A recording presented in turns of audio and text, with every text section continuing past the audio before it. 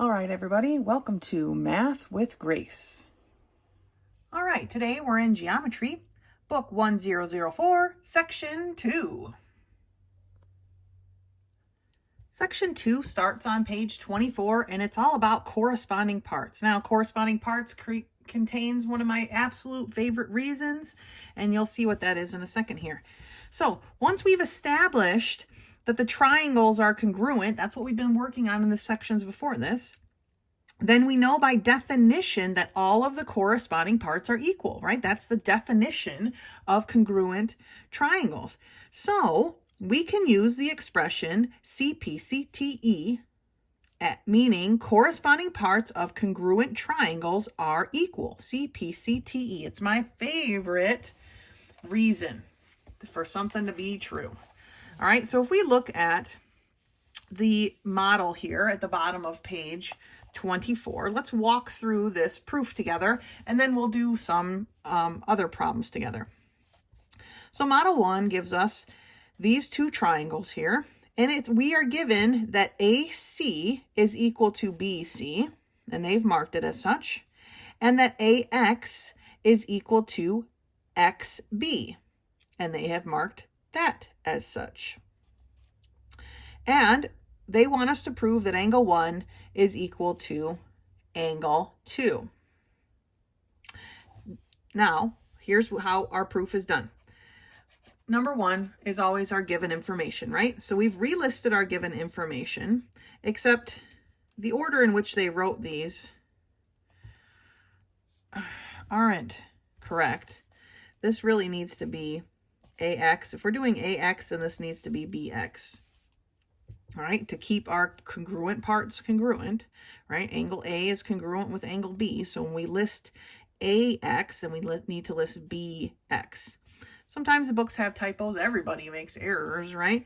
So that is just an error. Just happens to be an error in this section of the book. All right. That being said, that is our given information. Now, sometimes our given information helps lead us to our next bit of information. This time, our given information is just there. But we do know something else about this shape, right? And it's the fact that CX is equal to CX. These triangles both share CX. And so we can say that CX is equal to CX because it's reflexive. It's a shared part. So we can mark that as such, okay? CX is equal to CX. Now, what do we have here? If we look at these triangles, we have enough information to show that they're congruent, don't we? We have our side, side, side. So we can say that triangle AXC is congruent to triangle BXC because of side, side, side, right? We studied that last week. Now that we've proven them to be congruent, we can just go ahead and say that angle 1 is equal to angle 2 because of CPCTE. Angle 1 and angle 2 are corresponding angles. Those two angles correspond with each other. If the triangles are congruent, then all of the corresponding parts are equal. And we can use this CPCTE response, saying that corresponding parts of congruent triangles are equal. That's what it stands for. This is the short of it. It's my favorite one, CPCTE. All right, let's take a look at a bunch of these proofs. All right, the first one we're going to do together is 2.1. It's on page 25 of section 2 in book 1004. And we are given this shape and this information about it, okay? Here's our shape. We are given the fact that AB, which is here, is equal to CD. Okay, so I've marked it. And we've given the fact that BC, which is this one, is equal to DA, which is this one. All right, so statement number 1, AB is equal to CD and BC is equal to DA. Why is that true? Because it was given information. All right. What are we trying to prove? We're trying to prove that angle B is equal to angle D. That's our goal. All right. The only way we can do that is to prove that these triangles are congruent and then use our CPCTE information to get us there.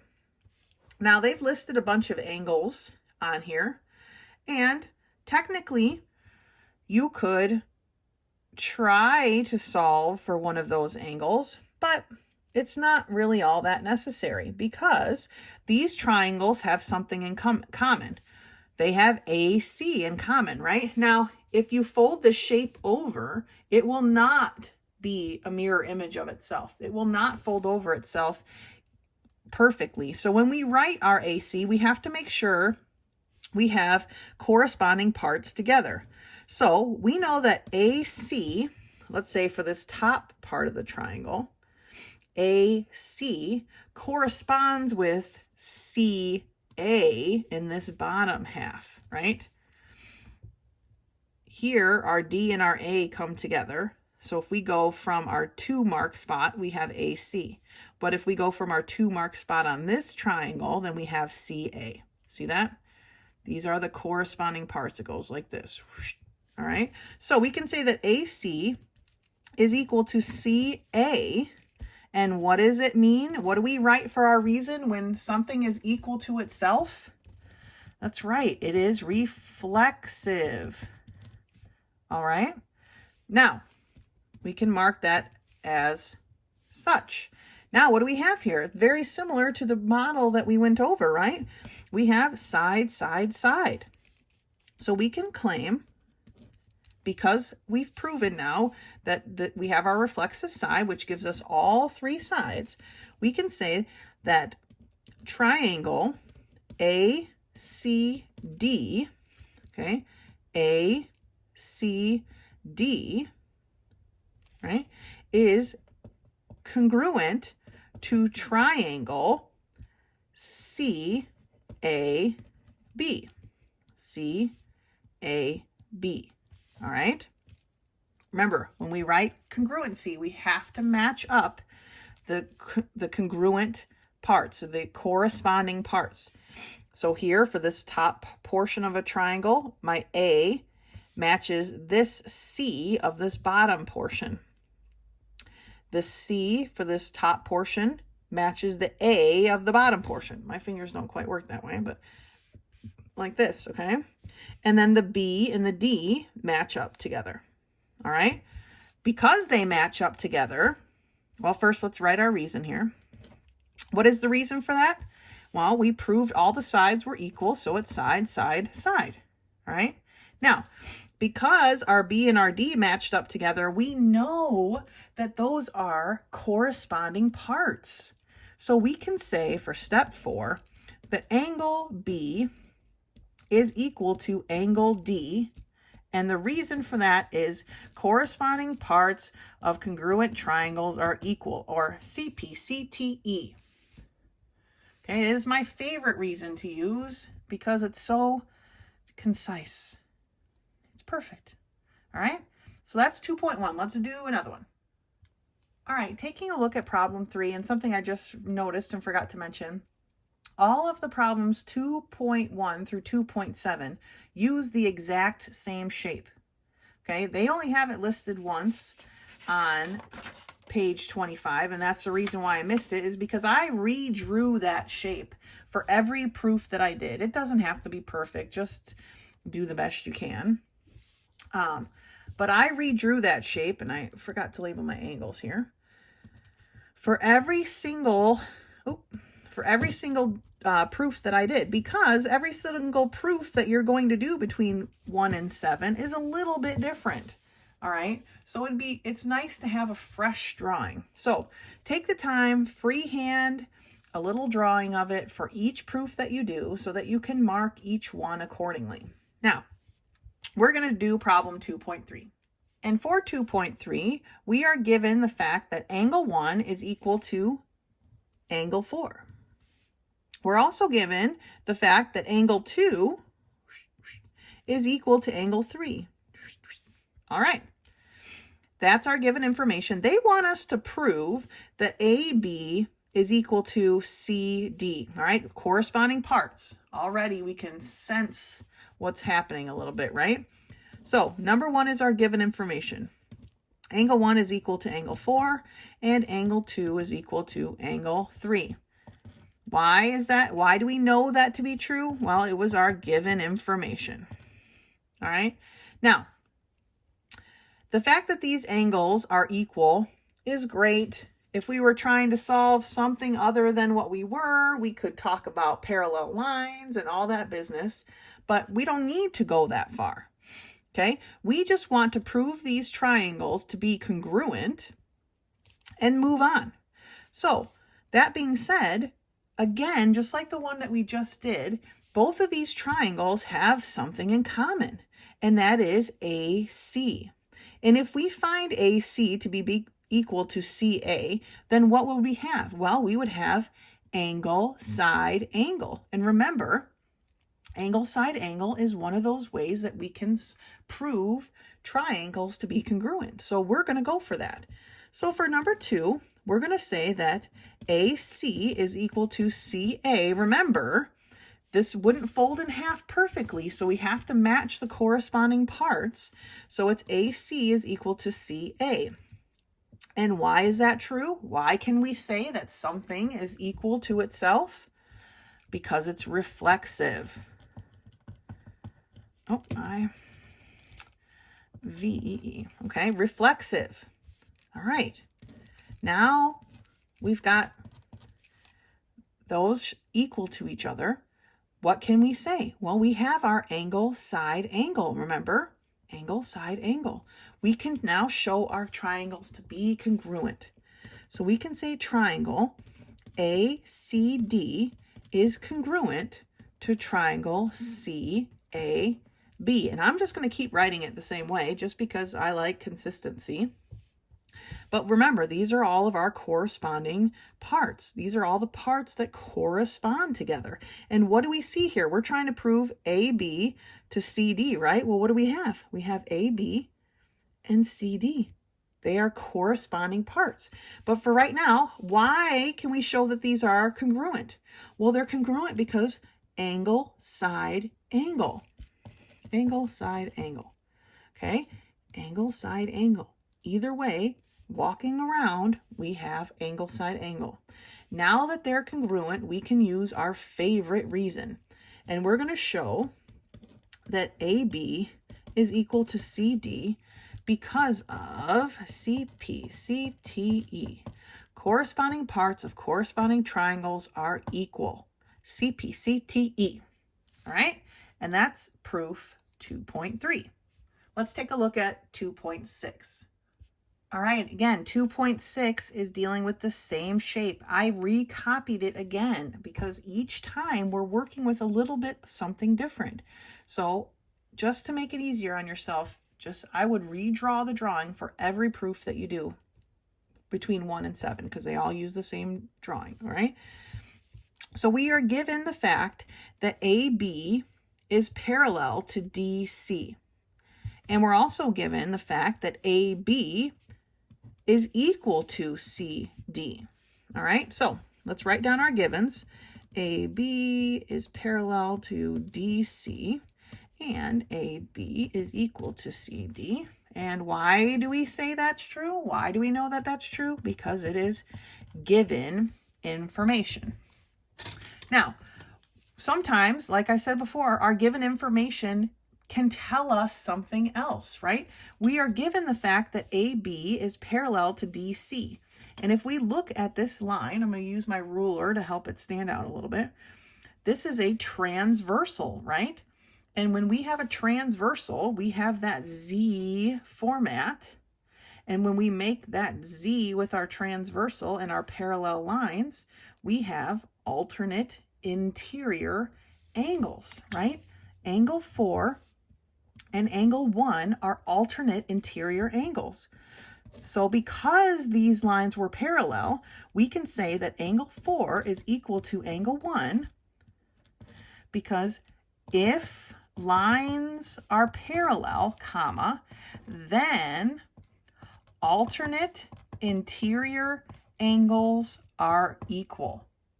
Right? Because we already had these lines being parallel, we can say that these angles are equal because if their lines are parallel, which we've already shown they are, then our alternate interior angles are equal. So now we have angle 1 and angle 4 equal to each other. Again, we're looking to find congruency here so that we can use our CP/CTE. That's what they're trying to have you use. That's what we're looking for. All right, so far we have a side and an angle. Well, where can we go from there? There's only one other thing we can do with a side and an angle, okay? And that's getting another side. And what side can we get here that they have in common? That's right, again.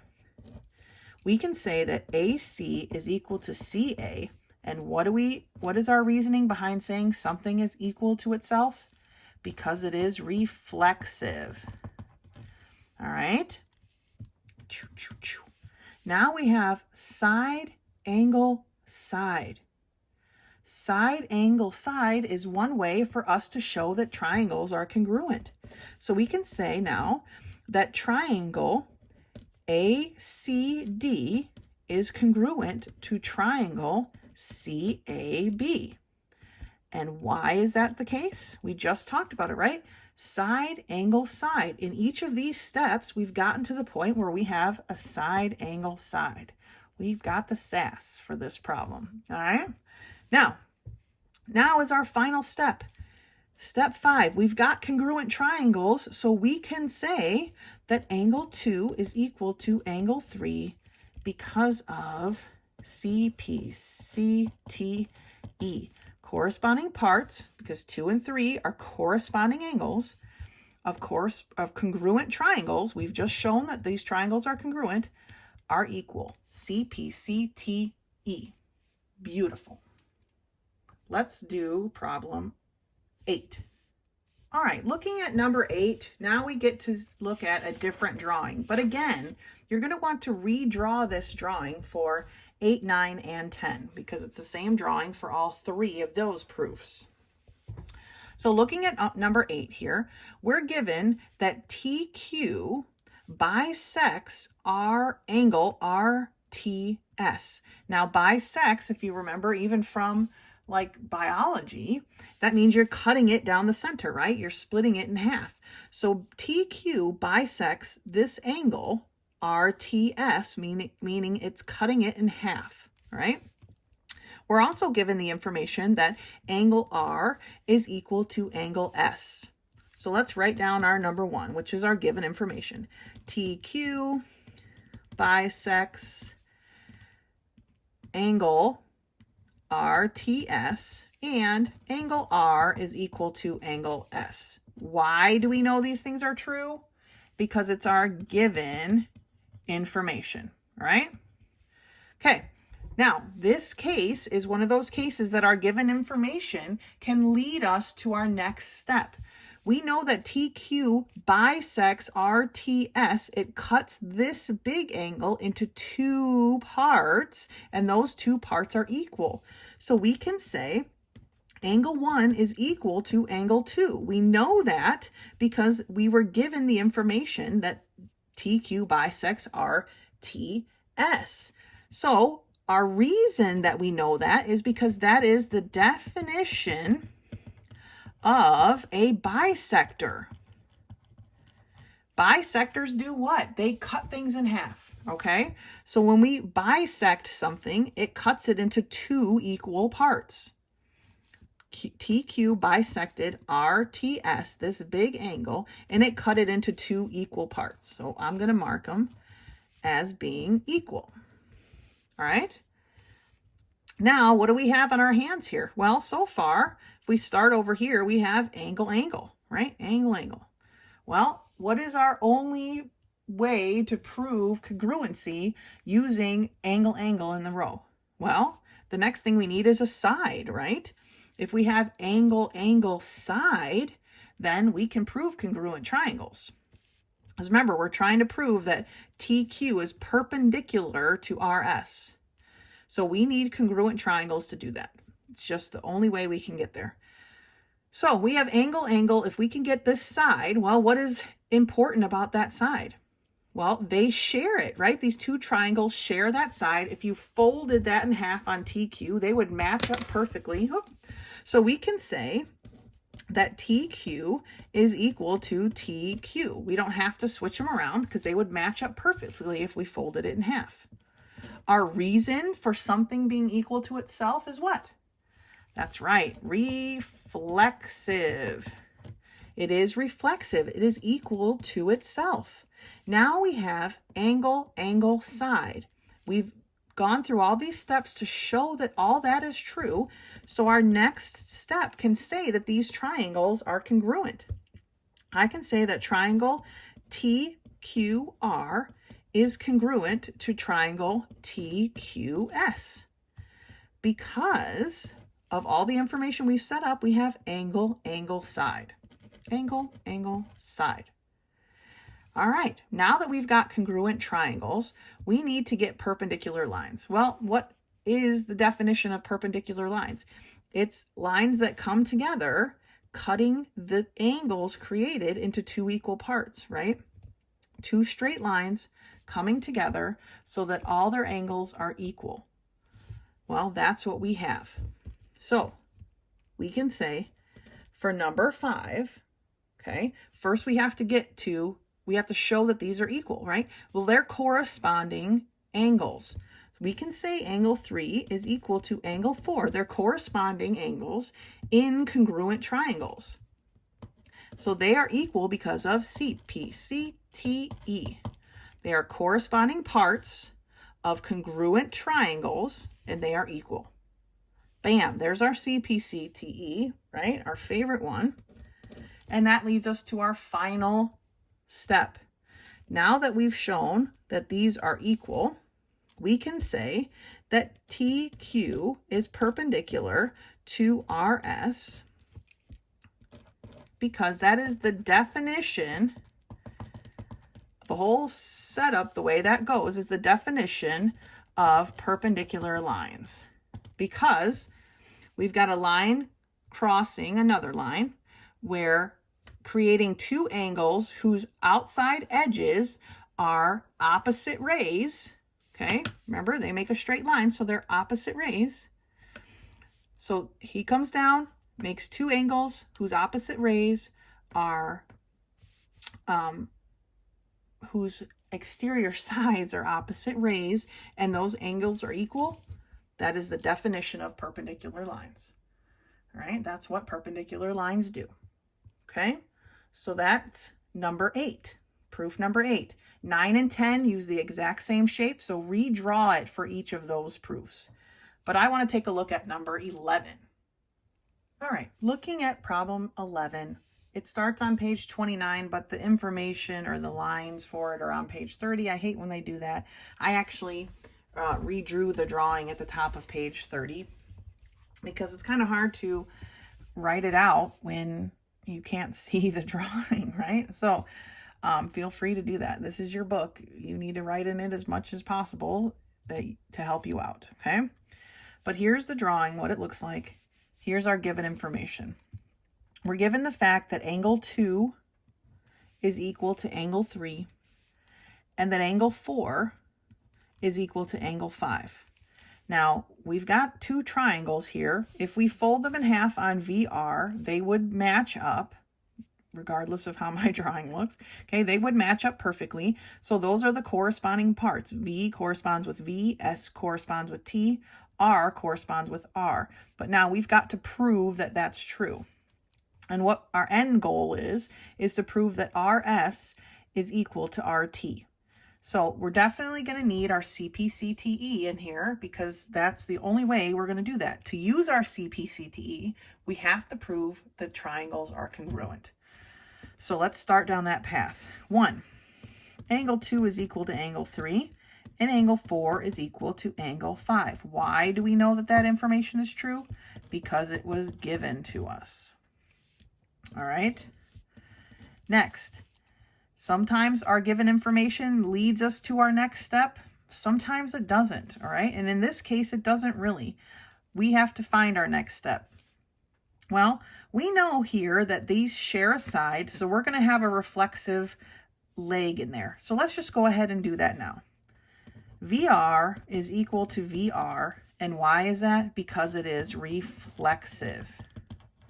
Okay, that's one of the easiest ones. Whenever you see two triangles sharing a complete side, you got to know that you're going to be using that reflexive 9 times out of 10. All right, so we almost have angle side angle, right? Except we're missing this angle 1. But if we take out, here, let me grab a piece of paper.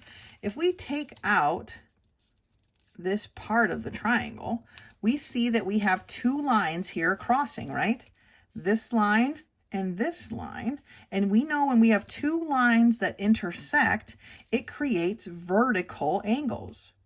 So we can say for step 3 that angle 3 is equal to angle 1 because vertical angles are equal, right? Remember, we studied that when 2 lines cross, it creates 2 sets of vertical angles. This set is the one that we want because our 3 is already related to this 2. We're trying to get this 1 related to the 2. Well, we can relate 1 to 3 and go from there. So we can say that 1 is equal to 3 because vertical angles are equal. All right. Now we can directly relate our 1 to our 2 because we've got this here that's already been stated and proven. And now we've just proven this. So what we're going to write here for number 4, we're going to substitute. Everywhere we see an angle 3 in this statement, we're going to make it an angle 1.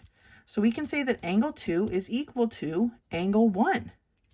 Why can we say that's true? Because of substitution, right? And besides the fact that an angle equal to the same angle that another angle is equal to makes them equal, right? But that's a lot of words coming out your mouth, so we'll just use substitution because it's easy. And I'm just going to start abbreviating that as sub because tuition's a lot more to write on there. Okay, so now I have angle 1 equal to angle 2. We've accomplished our angle side angle. So now we need to state it. 5. Triangle VRS is congruent to triangle VRT because of angle side angle. We established it, right? Angle side angle. We proved that all those things were equal. So now we need to state it. We can say that these triangles are congruent because of angle side angle. Once the triangles are congruent, then we can say with certainty that RS is equal to RT. They are corresponding parts of congruent triangles and they are equal. CPCTE. Corresponding parts of congruent triangles are equal. And that's proof 11. Let's do number 14. All right, number 14. Here is the drawing that we're given to number 14. Unfortunately now, even though these share a partial side, reflexive is out of the question because they do not share a full side, and therefore reflexive will not work in this one. But let's take a look at what we do have. They've marked this drawing up for you pretty well. And they've shown that, or given you that angle 1 is equal to angle 2, and that angle 3 is equal to angle 4. Then this obscure thing that they've given you, but if we think about it for a minute, it'll be helpful. They told us that D is the midpoint of BE. What do we know about midpoints? Midpoints break something half. They're right in the middle, right? So we're going to find that to be important. They've also shown us here that BC is equal to, and I'm going to put a mark, DE, which is way up here. Okay? And that's where our midpoint comes in handy. Okay? So let's list out, we're trying to prove that angle A is equal to angle E. Now, if we look at these triangles, because we want corresponding parts, if we were to stand up ABD, it would fall right into EBC, right? That's how they correspond. If we stood this one up, if we could push it, it would fall right in here. And that's how they correspond. Remember last time I told you if you need to cut out the shape so that you can manipulate it, please do that.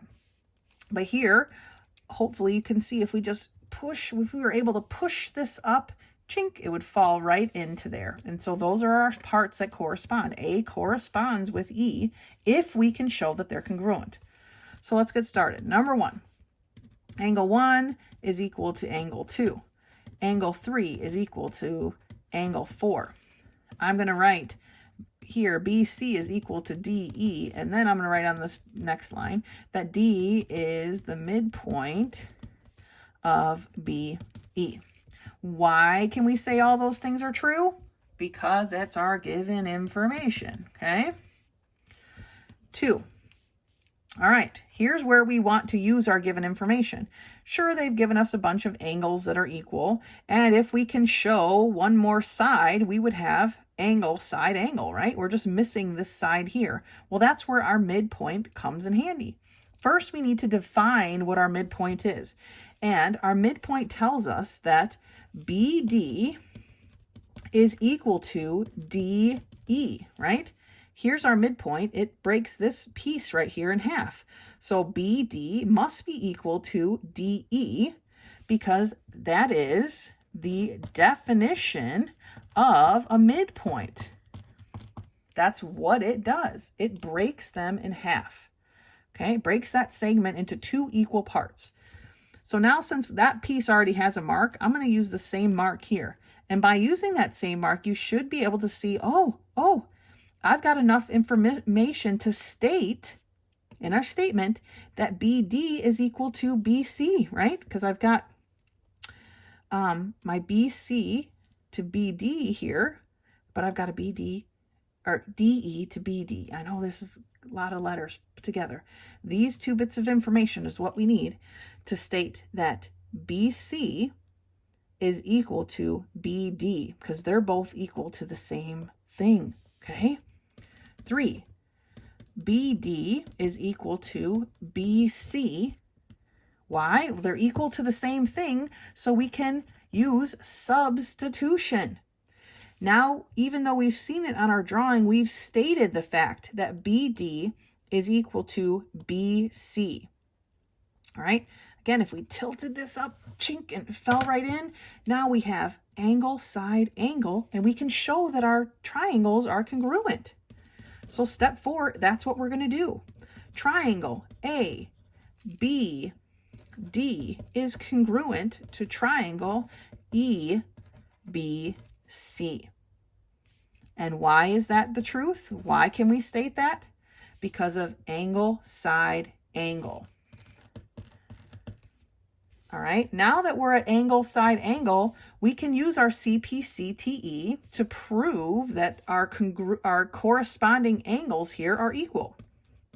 So number 5 is angle A is equal to angle E because my CP/CTE.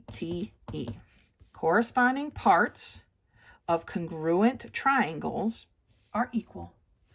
All right, and that is problem or proof 214. All right, the next section here in section 2, or the next topic, is overlapping triangles. Many times in geometric figures, the triangles which we need to work with aren't separate, as we've already started to see, right? We've got a lot of reflexive parts, but here our triangles are actually overlapping each other. And so what it is our job to do here is to figure out which triangles we're actually working on. And if this is something that you have a bit of a hard time with, it might be a good idea to get a colored pencil or a different colored pen and write over the lining of the triangle, because this shape here can be broken into all these different triangles, all these different, not just triangles, but congruent triangles, okay?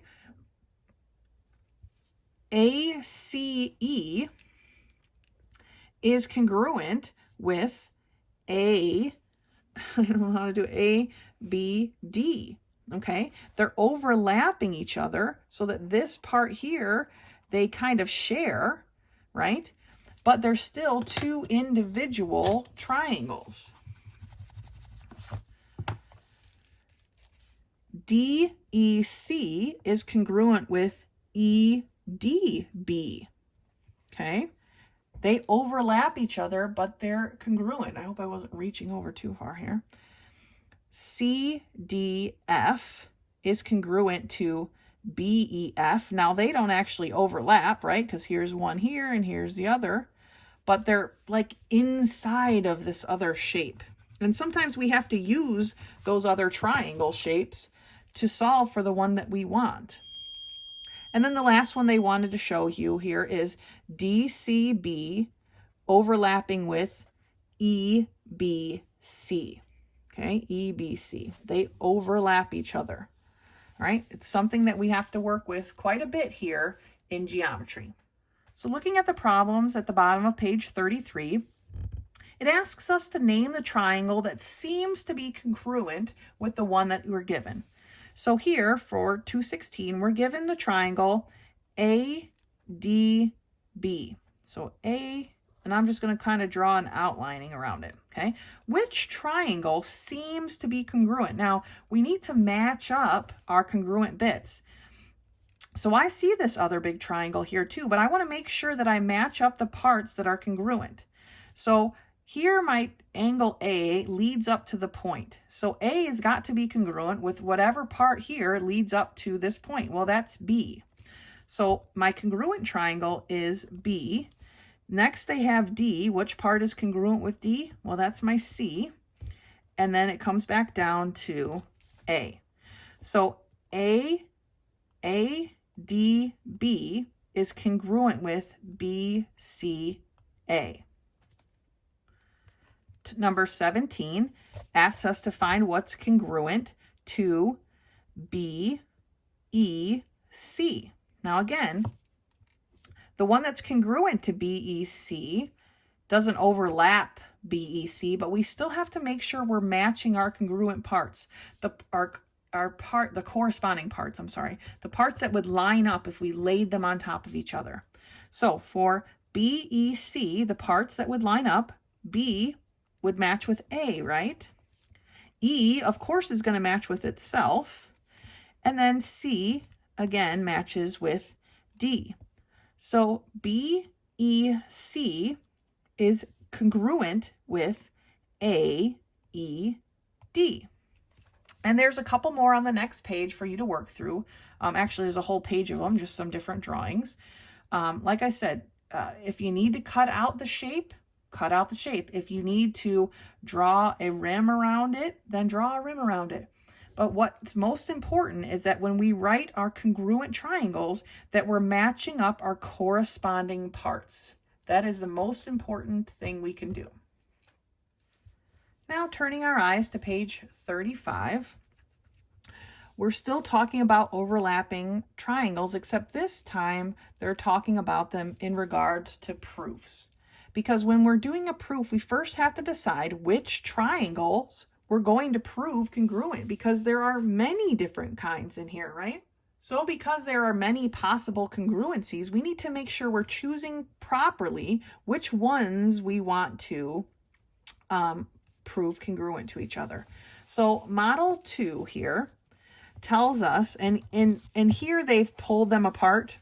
They've actually shown you, and if that helps you too, to redraw it with only the triangles that you need, then do that. This book is here. There's plenty of space. Well, I don't know, plenty, but there's space. If you need extra paper, use extra paper. Whatever makes it easiest for you, whatever helps you get through the work, okay? So what they've given us here, and for a while they'll take the shapes out, but eventually they're going to stop doing that. But what we're given here is that AE, okay, which is this piece here, is equal to BE, and that DE is equal to CE. And they want us to prove that AD is equal to BC. Now these sides on the outside we can't really show right now, but if we can prove congruency, then we can show that these are equal by CP/CTE, right? So here's our proof for it. They've written their given information and they've marked it as given. And they've marked their angle or their sides as such. So right now we have a side, possibly an angle, right? And a side. Can we show that these two angles are equal? We can, right? Because we can say the angle DEA, now you can't just call it angle E because technically there are 4 angle E's here. You've got to label it specifically. DEA is equal to CEB. Those two angles are equal because vertical angles are equal, right? They're directly across from each other. They're vertical angles. Vertical angles are equal. Now that we've got vertical angles, we actually have side, angle, side, don't we? We've shown through our steps that we have side, angle, side equal. So now we need to state that our triangles are congruent. So they stated that triangle AED is congruent to triangle BEC because of side, angle, side. And once you've proven congruent triangles, you can say that any of their corresponding parts are equal, whether it's an angle or a side. So we're saying that AD is equal to BC because of CP/CTE. Corresponding parts of congruent triangles are equal. All right, let's take a look at some of these proofs. We're going to start with number 32. All right, looking at problem 32 on page 36, we're given this drawing. And like I said, for a little while, they're going to start pulling out the triangles for you, but eventually they're not going to do that. So we need to start, while we're learning this, that's fine, but we need to start thinking of these as one piece because eventually they're not going to do it for you. Now, of course, you can draw them out yourself if that's easier for you. Always do what makes it easy for you, okay? There's no need to struggle. If you know a way to redraw the drawing so that you can see it more clearly, then do so. I don't have a grudge against that. It makes it easier for you, then it makes it easier for me. Okay? We are given the fact that RM, which is here, which we're going to mark on the parts that they pulled out. And actually, they've marked them for you. RM is equal to SN, and that angle MRS, which is this angle, is equal to angle NSR, which is this angle. All right, and they want us to prove that SM, which is here, is equal to RN. All right, and they've written them in corresponding parts. So let's do our number 1. RM is equal to SN, and angle MRS is equal to angle NSR. Why can we say that's true? Because it's given information. So looking at these triangles and looking at them in their original shapes, what can we say about them? Well, we already have a side and an angle, right? Congruent or equal. And what do they share? Well, they share a side, don't they? They share RS, SR. So we need to mark that down. RS is equal to SR, okay? We have to make sure we write them in corresponding parts. R is equal to S, though they are corresponding parts. Therefore, the S part of this triangle is equal to the R part of that one, right? Those are the corresponding parts. But what do we call it when something is equal to itself? Right, we call it reflexive. Reflex IV. Oh my gosh. It's been a day. Reflexive. Okay. Reflexive. So now we've shown that this is reflexive. And so what have we proven in these 2 steps? Well, we have a side, angle, side. We've shown congruency. So now we need to state it. So number 3 is we're going to state that triangle MRS is congruent to triangle NSR. And why are they congruent? They are congruent because of side, angle, side. Side, angle, side. Now that we've got congruency, we can say that any corresponding parts are equal. So that's our step 4. SM is equal to RN. And why are they equal? Because corresponding parts of congruent triangles are equal. CPCTE. All right, and that's number 32. Now I'd like to do 35. For problem 35, we're given this original shape, and again, they've broken it out to look like this. We're given that RM, which is this spot here, is equal to SN, which is this spot here. Now on this shape, it is here and here, okay? And then we're given that TM, which is this spot here, 2 marks, is equal to TN, which is this spot. So again, we have this and this, okay? And they want us to prove that RN is equal to SM. So RN, or this part that cuts in the middle, is equal to SM, which is this part that cuts through the center here. So those are the triangles that they pulled out, all right? Now, here we have something interesting, right? This is the long side that we need. And interestingly enough, if I've got 2 parts of it and both parts are equal to another part over here. But what we also need to look at is TM is also this piece right here. And TN is this piece right here. Okay, so now we've got a whole side that we can claim to be equal because we've got 2, it's broken into 2 equal parts. This part is equal to this part's equal to that. If we add them together, right, they will be equal. So we have this, and then we have this little side that's equal to itself. All we need is what? If we've got a side and a side, sure, another side would be nice, but that's what they want us to prove, so I don't think we're going to stumble upon that answer. But what we do have is one angle in between, right? This angle here. This angle here. One angle in between tells us we have a reflexive, okay? If we have a reflexive, then we have side, angle, side, and we can prove our triangle's congruent. So now let's write it out.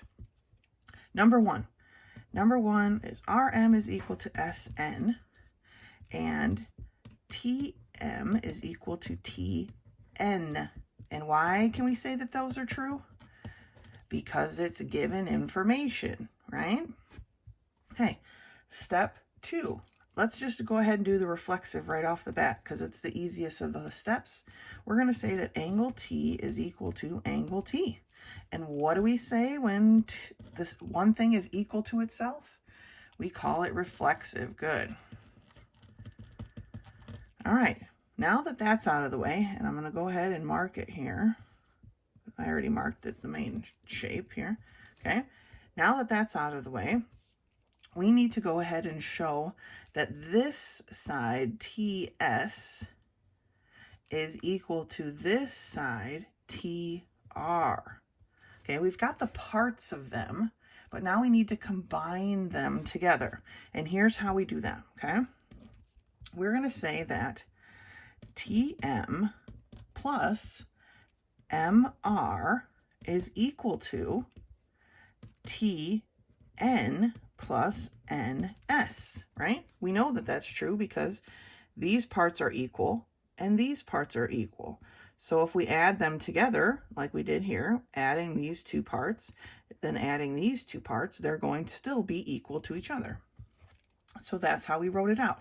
And why do we know that? What's our theorem when we're talking about addition?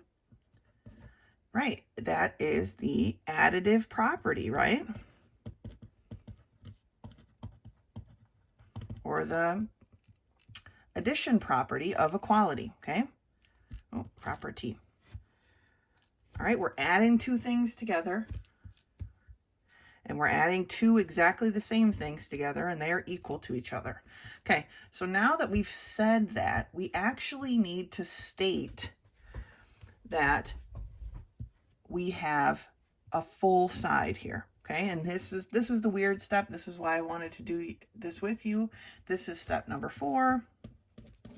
And step number 4 has 2 parts.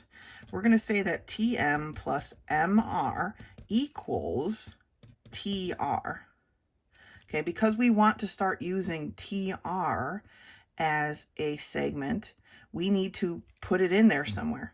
We can't just jump from step 3 to our side angle side. It doesn't work. We have to show that that's the side. Okay, TR is the side that we need because that's the full side of the triangle. So now we're stating it out. Okay, also part of step 4 is the same for the other side. TN plus NS is equal to TS. All right. The reason for these is that weird one that we've studied but maybe forgotten, and that is the betweenness. Okay, the betweenness. M is somewhere in between T and R. When we add up the 2 parts, they equal TR, right? N is somewhere between T and S. When we add up the 2 parts that are made by it, we get TS. That's what we're showing here. All right. Now that we've shown this, we can move to step 5. And what we're going to do in step 5 is everywhere we see this, we're going to write this from number 3. And everywhere we see this, we're going to write this in number 3. Okay. So here, and what do we call that? That's right. It's called substitution. Okay, so number 5, we can rewrite as TR is equal to TS because we used substitution. We substituted in these values for these because they're equal to each other, right? They're equal parts, so we can substitute one for the other, just like you do in algebra all the time. Okay, number 6, now we have this whole side, right, equal to this whole side. And because there's so many check marks, it's hard to mark it. But now we've got that whole side equal to that whole side. If we walk around this triangle, we have side, angle, side. Okay, so now we can state that our triangles are congruent. So we can write triangle RTN is congruent to triangle STM. Okay. RTN STM. If you folded them on this point right here, you can see these 2 points match up. If you folded them, that's what would be considered corresponding parts. And we can say that why? Well, because we have our side, angle, side. So 6, the reason for 6 is the side, angle, side. All right, then the last step is my favorite step. We're going to prove that RN, or we have proven, is equal to SM because of my favorite answer of CPCTE. Corresponding parts, because they would be corresponding when you fold that in half, of congruent triangles are equal. All right, and that is proof 35. We're going to do one more from this section, and that is 38. So for number 38 is on page 39. We are given this badge-like shape, okay? And as you can see off to the side, they've cut out the small little bow tie that's at the top. And they have it marked already in the drawing, so let's go ahead and fill that in. But then let's discuss what these markings actually mean, okay?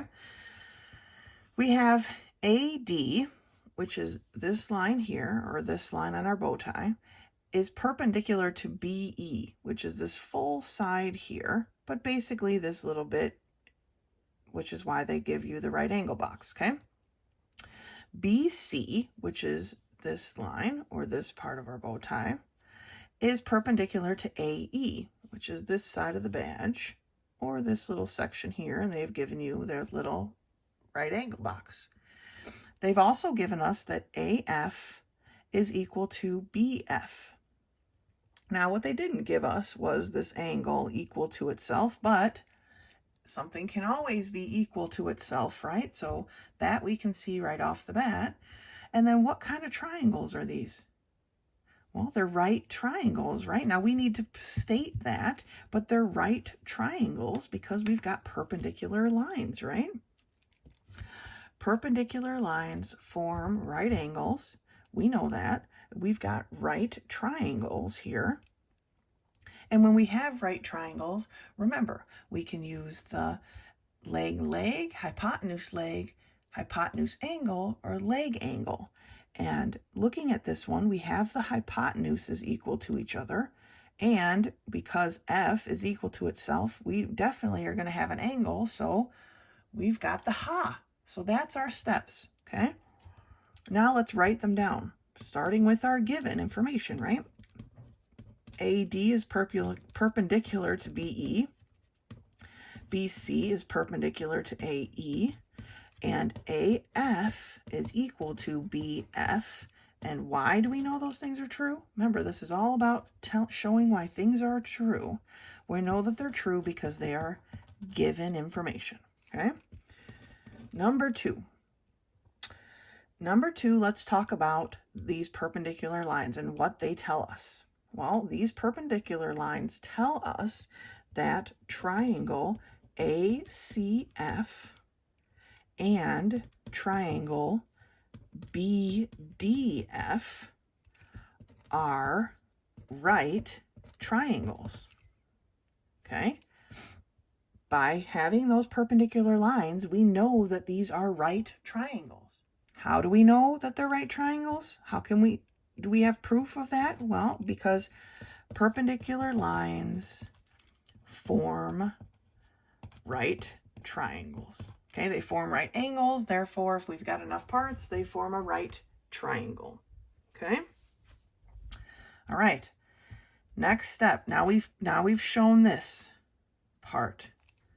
Okay, we've got our side, our hypotenuse. Now we need to show this angle here that they've already marked for you, but that's what we need to show now. So, number 3, angle AFC is equal to angle BFD. Okay, technically there are 4 different angles here created at point F, with point F as its vertex, right? So we need to make sure we label the angle correctly that we're talking about. AFC, BFD. Those are the 2 angles that we want. And even though they don't have the exact same name, they are equal to each other for more than one reason, right? We can say reflexive because technically the shape is only using those parts, but it's kind of using under here too, even though we're not using it for this particular proof. But the reason that I want us to use is the reason that we have when 2 lines cross each other, the angles directly across from each other are equal because they're called what? Right, they're called vertical angles. So vertical angles are equal, right? These angles are vertical. They're directly across from each other where 2 lines intersect. They're considered vertical angles. All right, so now we've shown that we have right triangles. We know that the hypotenuses are equal because that was given to us. We've shown that an acute angle is equal. We've shown everything we need to prove that these are congruent triangles. So now we need to state it, and that's our step 4. Triangle I want to use the same triangle formation that I used in number 2. ACF is congruent to triangle BDF. And how do we know that? We've shown it, right? We've got our hypotenuses equal. We've got an acute angle equal. We've shown that they are equal because of hypotenuse acute angle, okay? Once we've done that, step 5 is that AC is equal to BD. And what is our reasoning for that? It's our CTE. Corresponding parts, AC, if we folded this right on F, they would match up. AC corresponds with BD. Corresponding parts of congruent triangles are equal. All right, and that's solving 38. To keep on moving through section 2, we end up on page 40 talking about isosceles triangles. Now remember, isosceles triangles have at least two equal sides, right? Well, those two equal sides are called the legs, and the other side is called the base. It doesn't matter which orientation the base takes. It could be on the side, it could be on the bottom. That doesn't matter. The two equal sides are the legs, and the other side is the base. All right, and that's what our definition's here. Okay, the base is the third unequal side of an isosceles triangle. The vertex angle is the angle formed by the two equal sides of an isosceles triangle. So this angle up here is called the vertex angle because it's created by the two equal legs. And then the base angles are the two angles that touch the base. Okay, so these two angles that touch the base are called the base angles, and that third angle is called the vertex angle. Some more definitions here at the bottom of the page tell us that the altitude of a triangle is a segment from a vertex perpendicular to the opposite side. So from a vertex, remember this is the only vertex angle in this isosceles triangle, from the vertex to the opposite side, so straight down to the base, perpendicular. Okay? Perpendicular, remember, means it forms right angles. The median of a triangle, on the other hand, is a segment from a vertex to the midpoint of the opposite side. So now they're talking about any vertex here, and it's going to go from the vertex to wherever the midpoint is. So not necessarily perpendicular. It could be to any point. So let's take a look at some of those on the next page, okay? Page 41 shows us medians, okay? Each triangle has 3 medians. Remember, the median goes from the vertex and it creates 2 equal parts, okay? It breaks it in half. It goes right to the midpoint. Here we go from angle A across to CB, and we're at the midpoint, so we've got 2 equal parts, and so forth for all of these, okay? But altitudes are different. When we're talking about altitudes, we go from a vertex directly across, but we're perpendicular this time. It's not always here that looks like they're at the medians, and sometimes they will be, but that's not always the case. Looking at this right triangle here, this triangle here is the one that they're beginning with. The median from D, or sorry, the altitude from D comes across and it lands right here, okay? Obviously not the median because these parts cannot be equal, but the altitudes from the other parts, from the other vertexes, actually fall outside of the shape, okay? Because this shape is at such an angle that the altitudes can't be within it. They fall outside of the shape, and you can see here that they drew some auxiliary lines to show that. Same for this shape, okay? Another right perpendicular line comes from this vertex, okay? Another altitude falls down here, but these other altitudes fall outside of the shape. Now, the special property of an isosceles triangle is right here at the bottom of page 41. And that shows us something interesting. The altitude to the base, so from that vertex angle, like I stated on the other side, the altitude to the base and the median to the base land in the exact same spot. Okay, not only, but we're talking about isosceles triangles. It's only going to come from the vertex angle. Okay, the other sides, the other vertexes don't count. So that gives us our theorem 4-5. The altitude to the base of an isosceles triangle bisects the base. So bisects means it breaks it into 2 parts. Basically, it is the median.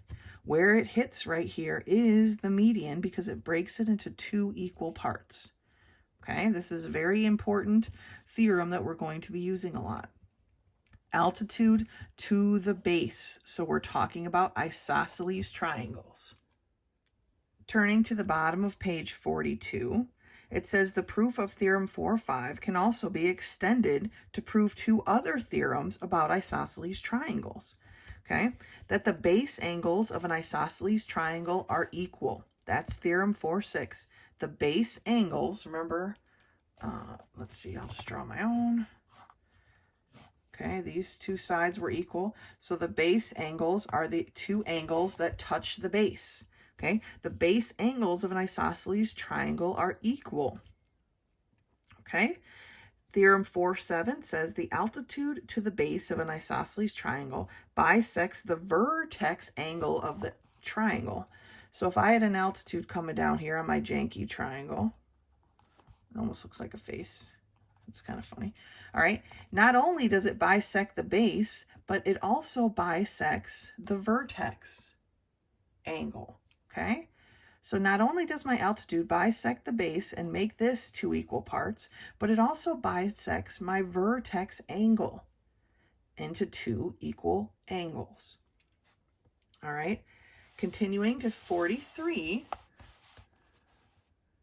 theorem 4.8 tells us if two angles of a triangle are equal, then the sides opposite those angles are equal. So if we have here an isosceles triangle, okay, then we knew those angles were equal, right? But what if we didn't know that this was an isosceles triangle? What if we didn't know that those sides were equal? Well, here they've given us this shape and they've told us that angle A is equal to angle C. And they want us to prove that AB is equal to BC or CB. All right. Well, this theorem and this proof right here is basically showing you why this theorem is correct. So I'm not going to go through it necessarily. But what this theorem states is that if two angles of a triangle are equal, then their opposite sides of those angles are equal. What that says is that BC is equal to BA. These are the opposite sides. That's what this means. Two angles are equal. Their opposite sides then are equal. Okay, this is what an opposite side is. Here's my angle. I'm drawing an arrow directly across. It's basically, here's the angle created, right? What side is it chomping on? Here's my angle. It's chomping on BC. And I can't bend my arms that way. But here's my angle here, right? And it's got a hold of AB. So that's its opposite side. Okay, so that's what theorem 4.8 means. I'm going to take a look at the problems at the bottom of this page. All right, so the problems I want to go over are here on the bottom of page 43, but there's also some more on the top of page 44. I'm not going to flip back and forth because it makes for a terrible video, but I've written down the questions and so we'll talk about them. 39 asks us, oh, here's the shape first of all, okay? This crazy triangle is here. They've put in all of the medians and the altitudes, okay? They've told you that L, M, and N are midpoints, okay? L, M, N are the midpoints, so that tells us that these outer lines are the actual triangle that we're dealing with, and everything in between is either a median or an altitude. All right, so they want us to list off the following segments or points. So first thing they want to list off is the altitude to AB. So first we need to find AB, and that's this bottom part. And they want you to tell them what altitude hits AB. Remember that altitudes are perpendicular lines. So that's going to be this one. So what segment is this? This is segment CR. So CR is the altitude to AB. All right. What about the median to BC? Well, BC is this one way over here. This time they want the median. Remember, the median comes in and breaks it in half, right? It's the midpoint. So this is here. M is the midpoint to CB, but what segment is that part of? It's part of AM, right? AM is the median to CB. All right, let's look at 41. What about the median to AC? All right, well, AC is over here. The median comes to the midpoint. We have already been told that L is a midpoint. So what segment is the median to AC? Well, it's segment BL. The name of the median always includes the vertex from which it came, okay? B is the vertex from which this median came, hit L, and it's the median of AC, okay? 42 is the last one on this page, but like I said, we'll go through the rest on the other page. But 42 asks us, what is the altitude to AC? All right, so here's AC. Remember, altitudes are always perpendicular lines. So here's AC. The altitude to AC is this part here. Okay, can you see it? It's kind of schmutzed up in there, but that's it. So where does this come from? Well, it comes from B, right? BT is the altitude to AC. It always comes from the opposite vertex and hits this one perpendicular. All right, so 43 then is the altitude to BC. And go ahead and turn a page and take a look at that. They want to know the altitude to BC. All right, well, where is the altitude on BC? It's here at point S, right? And where did it come from? It came from A. So the altitude of BC is AS. All right. 44 asks us the median to AB. Here's AB at the bottom. We're looking for the median, which is the midpoint, right? It includes the midpoint, but the median is what comes from the opposite vertex to that midpoint. So CN is the median of AB. That's number 44. CN is the median of AB. Now, 45 and 46 are different types of questions. They want to know, for 45, where do all the medians intersect? Well, if we take a look at our midpoints and the lines that come from them, we see that our medians intersect here at point Q. Now, this seems like a funny question now, but in the future when we start drawing shapes, because we're actually going to do that in one of these books, we're going to be drawing a lot of shapes, this will be coming in handy, okay? So where do our medians intersect? They intersect at point Q. So then for 46, where is the intersection of our altitudes? This one's a little less necessary, but it's way up here, right? Because our altitudes come up here, and this one's way up here, and this one's over here, and they intersect here at point P. They had to draw an arrow because it's such a messy drawing. So the intersections of the altitude for number 46 is at point P. So that brings us back to proofs, okay? And I want to do 4 proofs with you before we finish out this section. The first one that I want to do with you is proof 47 on page 44, and we're given this shape. And unlike the given information that we've received in the past, they're actually telling us that we have a triangle. We have triangle ABC here. All right, triangle ABC, and they've got some extensions on it as well. And then we're given the fact that AC, and I wrote the wrong thing, AC is equal to BC, okay? That AC, which is here, is equal to BC, which is here. Now the drawing doesn't really represent this very well, but that's the information we're given, so that's the information we're going to use. And they want us to prove that angle 3 is equal to angle 1. All right, so that being said, let's move forward. Number 1, what can we say for our number 1? Well, we've got triangle ABC, right?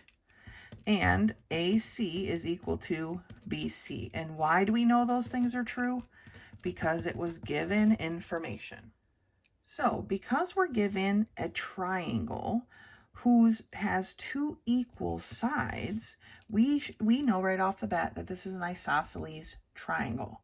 So what did we just learn about isosceles triangles and their base angles? Well, we know that angle 2 must be equal to angle 1 because the base angles of, and you're going to learn how to spell this word, isosceles, it took me a while, isosceles triangles are equal, right? Base angles of isosceles triangles are equal. We know this is an isosceles triangle because we've been given a triangle with two equal sides, okay? So we can state that the base angles of isosceles triangles are equal. We're trying to prove that angle 3 and angle 1 are equal. We've got to show a relationship between them. But to get there, we first have to show a relationship between angle 1 and angle 2 because angle 2 and angle 3 are closest. And what are angle 2 and angle 3? Okay, they've got a special relationship, right? They're vertical angles. So that's going to be our next step. Now we've got a relationship between angle 1 and angle 2. Now let's develop the relationship between 3 and 2, and then we can substitute and prove our proof, right? So number 3 is going to establish our relationship here between angle 3 and angle 2. And we're going to say that angle 2 is equal to angle 3. Why can we say that? What's special about their positioning? They're vertical angles, right? And vertical angles are equal, right? Vertical angles are equal. So now we have a relationship established between 2 and 3 and 2 and 1. Well, what do we know about angles that are equal to the same angle? They're equal to each other, right? So step 4, angle 1 is equal to angle 3 because everywhere we see this, we're going to write this and we're going to stick it in there. And what is that called when we replace one thing for an equal part? It's called substitution, okay? So angle 1 is equal to angle 3 because of substitution. And that's the proof 47. The next proof that I want to look at here is proof 49 on page 45. Here is the drawing that we're given. And we're given the information that ABR is a triangle. We also know that RA is equal to RB. So now we have a triangle with two equal sides. That should ping, bing, bing, bing, bing, something off in our brains, right? We're also given the information that ray, RS, which is here, okay, is parallel to segment AB, which is down here. So we can kind of consider, if it helps us to see it, that RS probably continues, would continue parallel that direction. If you look at it, we have a transversal line here, right? Well, we also have a transversal line here. So we can take that and use that to our advantage. Let's take a look at what they want us to prove. They want us to prove that angle 1 is equal to angle 2. So we've got to establish a relationship here between angle 1 and angle 2. Well, right now we can't do that, right? But we know that we can establish a relationship between A and B, and that's going to take us to angle 1 and 2. So let's get started and see how this runs out, okay? Number 1, we have a triangle ABR. We know that RA is equal to RB, and that ray RS is parallel to AB. Why do we know all this information is true? Because it is given information. Using these first two parts of our given information, it establishes an isosceles triangle. So what do we know about isosceles triangles? Well, we know that angle A is going to be equal to angle B. And why do we know that this is true? Because the base angles of isosceles triangles are equal, right? So we know these base angles are equal. Again, using our given information, let's take a look at these parallel line things and see what we can establish. Let's use this first transversal. And what do we see here? Well, we've got, I always look for the Z pattern, okay? And we have the Z pattern right here. And the Z pattern gives us alternate interior angles. And so what would be the alternate interior angles here? The crevices or the cracks of our Z is angle A and angle 2. Okay, so we can say that angle A is equal to angle 2. And why is this true? Why can we say that true? Well, if we have parallel lines, which we do, then alternate interior angles are equal. All right, and that's what we have. Now, I'm going to mark it the same marking I have that's already here for AB, because we're trying to make a relationship between all of these, right?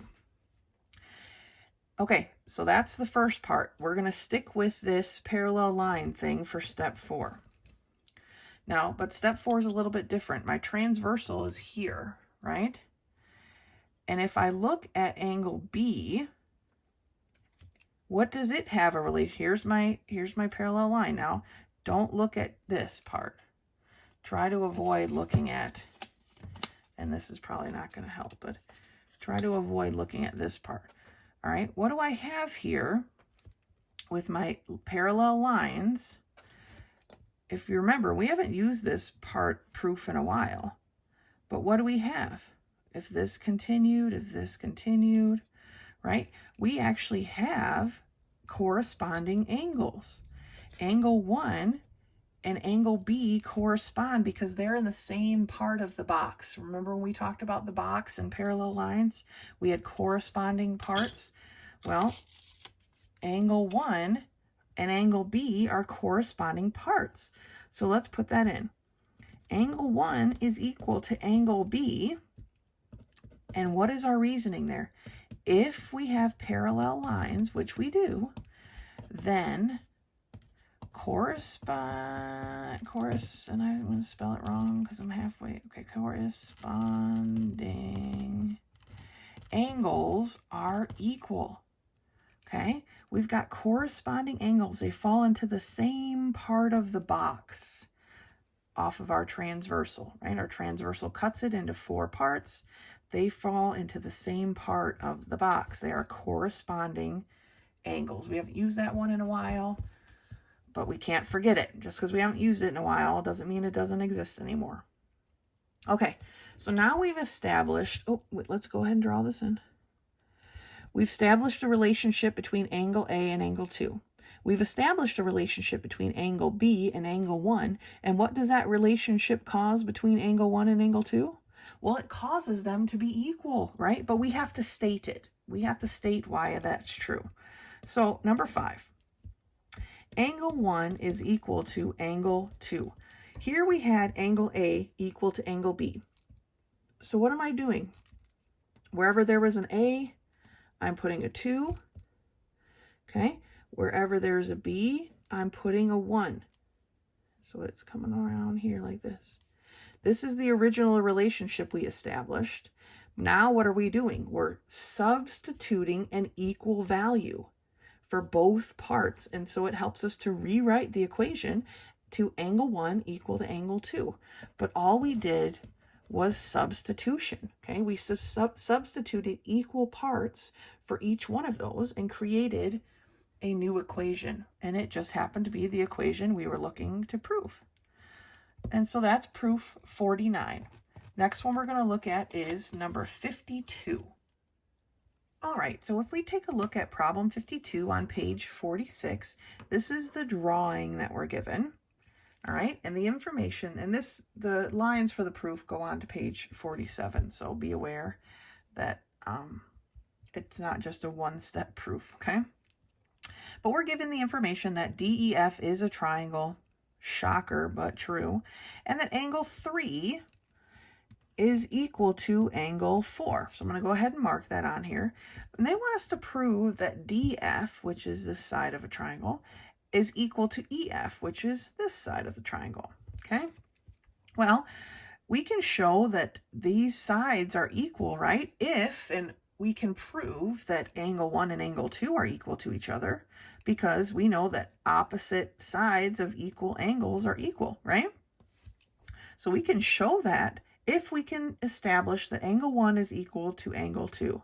Well, right now, angle 1 has a relationship with angle 3, and 2 has a relationship with angle 4, and they just happen to be equal to each other, so I think that's the way that we're going to go. So let's take a look at number 1. Triangle, DEF, and angle 3 is equal to angle 4. Why do we know those things are true? Because it was given information, right? Number 2. Well, this fact that we have a triangle DEF doesn't really help us too much right now, but let's take a look at this 3 and 4. Let's start establishing our relationship here. What can we say about the relationship between angle 3 and angle 1? Well, they're adjacent angles, right? And their shared side comes up the middle here, right?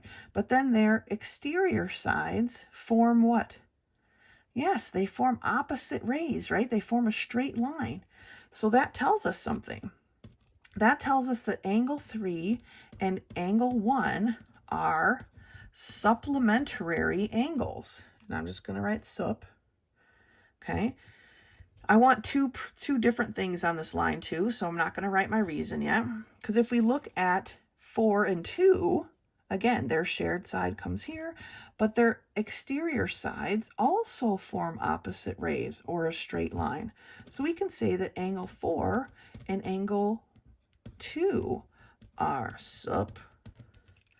And why, again, is that true? Because their exterior sides form opposite rays, okay? Their exterior sides form opposite rays or a straight line, so we know they're supplementary angles, and remember that means they equal 180 degrees, okay? All right, now we know that they're supplementary angles. We can establish a relationship between angle 1 and angle 2. And here it is.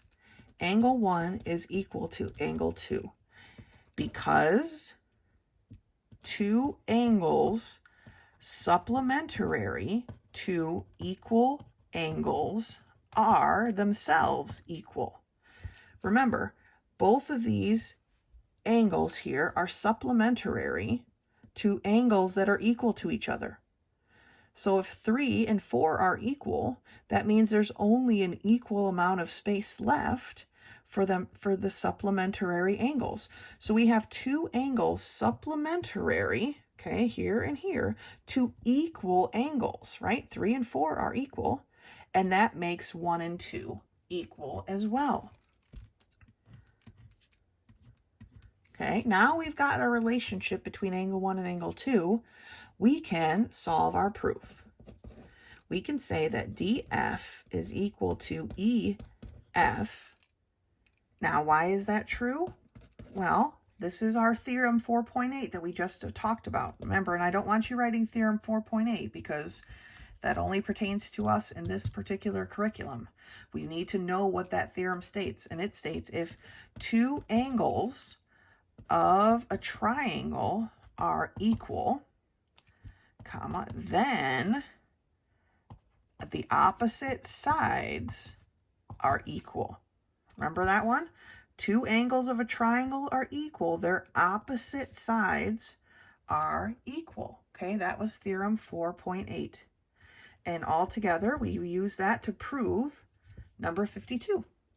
All right, the last one, finally, the last one I want to look at for this video is number 55.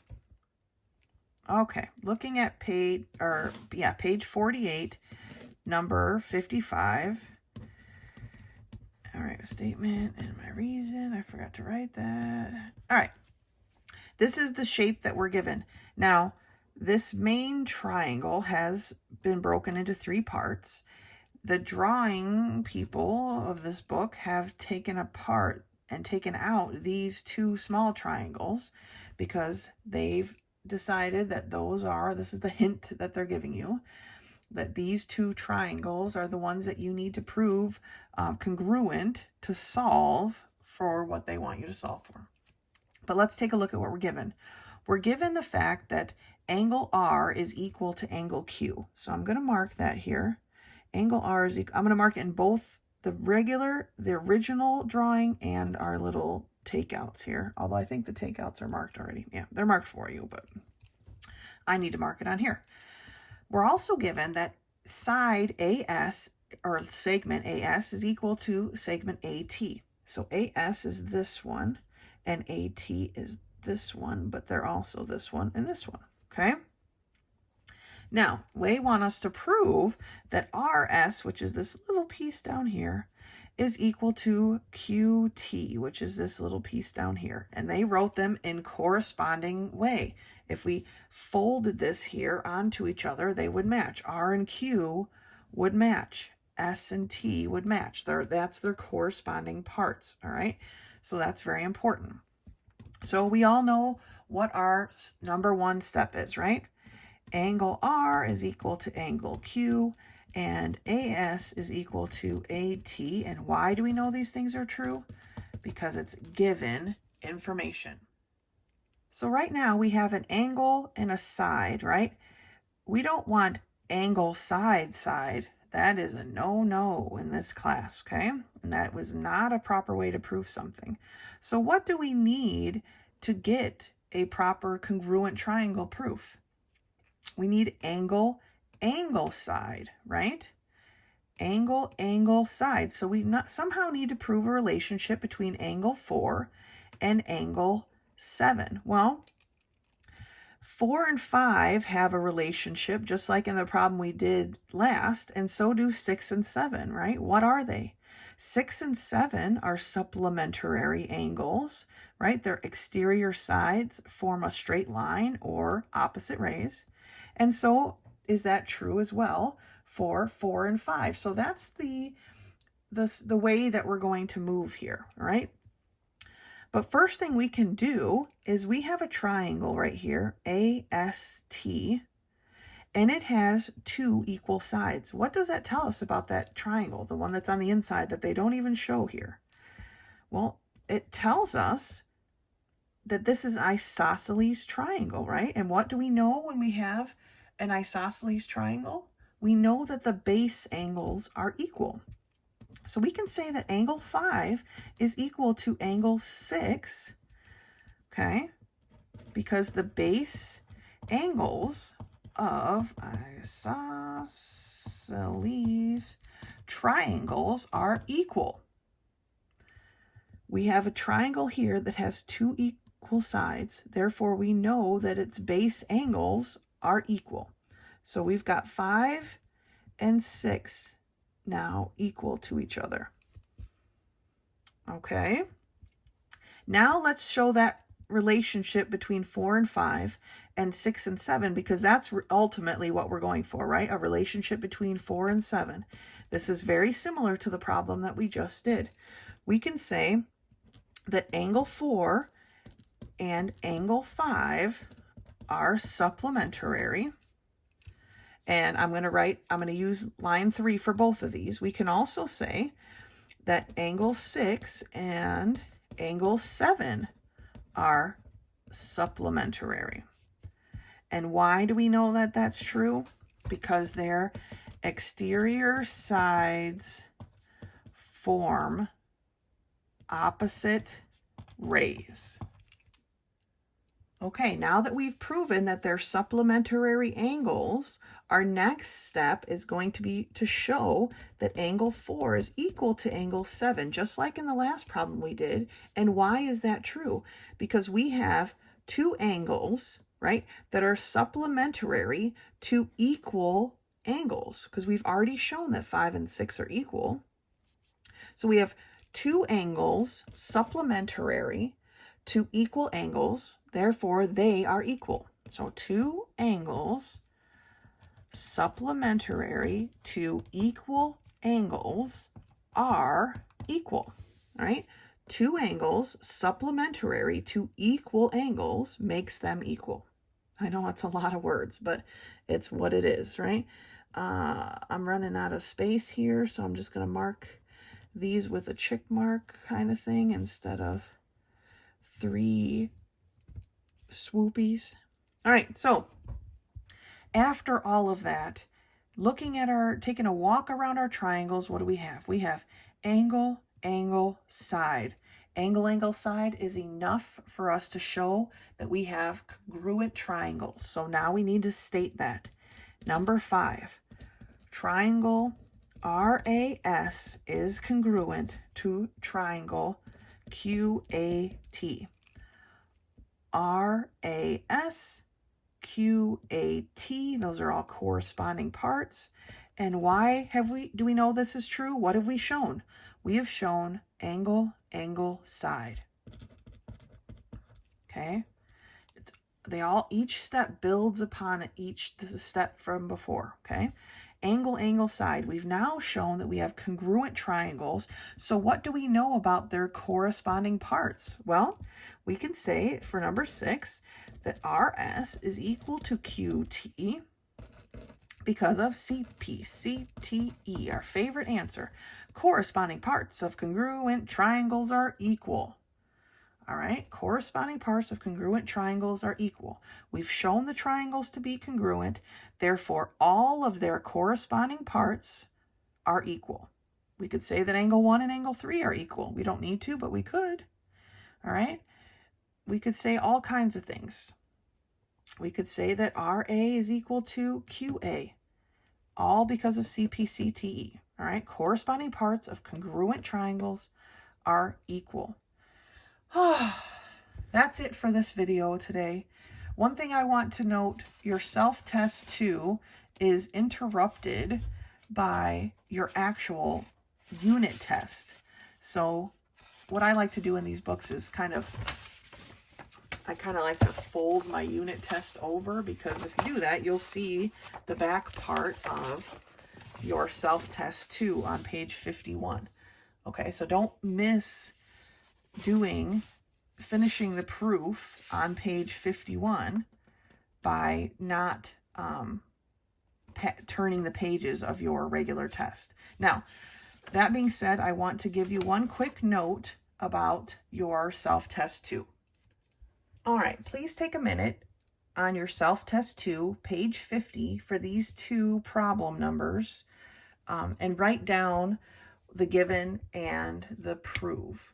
Now, they give you your little statement above the drawing, and they want you to conclude what should be given and what should be proven. But I think we're a little bit too young in our stage of solving proofs to properly work this out. So I need you to write this information onto your given line and your prove line, and then complete your proof with this information that I'm giving you, okay? I know this video was pretty proof heavy, but I just wanted to take this time to go over a whole bunch of them so that we could work through them together, so to better help you see the logic behind the starting point and getting to the ending point.